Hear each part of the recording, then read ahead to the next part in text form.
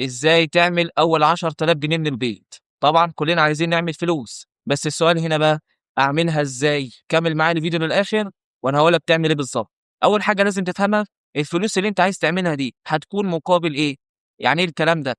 يعني انا دلوقتي واحد عميل، ايه اللي يخليني اختارك انت من وسط الاف من الناس؟ لازم يكون عندك حاجه تقدمها لي النهارده في 2026. انك تبدا تعمل فلوس ده السهل الممتنع، بمعنى ان الفرص موجوده في كل حته، بس مش في يوم وليله هتعرف تعمل فلوس. لازم يكون عندك حاجه الناس فعلا عايزاها، مش حاجه انت شايفها حلوه وخلاص. فبالتالي العامل الوحيد هنا هو انت. يعني ايه؟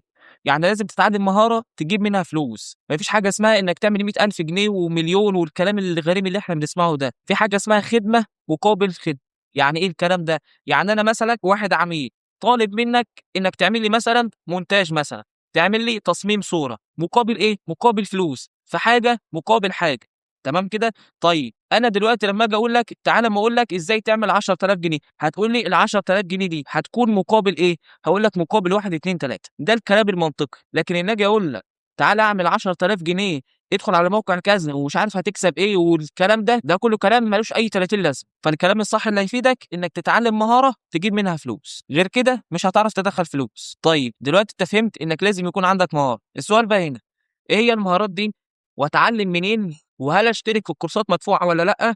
وايه الادوات اللي المفروض استخدمها؟ بص، في مهارات كتير جدا تقدر تدخل منها فلوس، زي المونتاج وتصميم الصور وكتابه المحتوى وحاجات تانية كتير. بس اهم حاجه ما تحاولش تتعلم كل حاجه، اختار حاجه واحده بس وركز فيها. طيب اتعلم منين؟ بصراحه اليوتيوب ما سابش حاجه.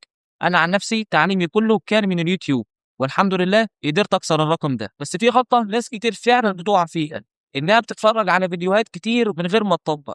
وهنا اهم حاجه فعلا هي التطبيق، انك تطبق كتير بايدك. لازم تطبق كتير بايدك، من غير التطبيق مش هتعرف تعمل حاجه. طيب بالنسبه للادوات، هل انت محتاج جهاز قوي؟ بص، انت ممكن تبدا بالتليفون عادي جدا، ولو معاك لاب هيكون افضل. وطبعا مع وجود الذكاء الاصطناعي دلوقتي الموضوع بقى اسهل بكتير. بس خليك فاهم حاجه مهمه، الادوات مش هي اللي هتعملك فلوس، المهاره هي اللي هتخليك تعمل فلوس.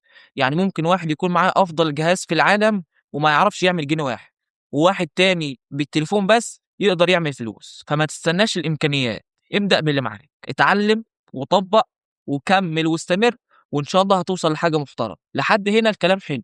هنفترض بقى انك فعلا معاك مهاره تجيب منها فلوس. ازاي بقى اقدر اجيب اول عميل؟ ده اللي هنعرفه في الفيديو الجاي ان شاء الله.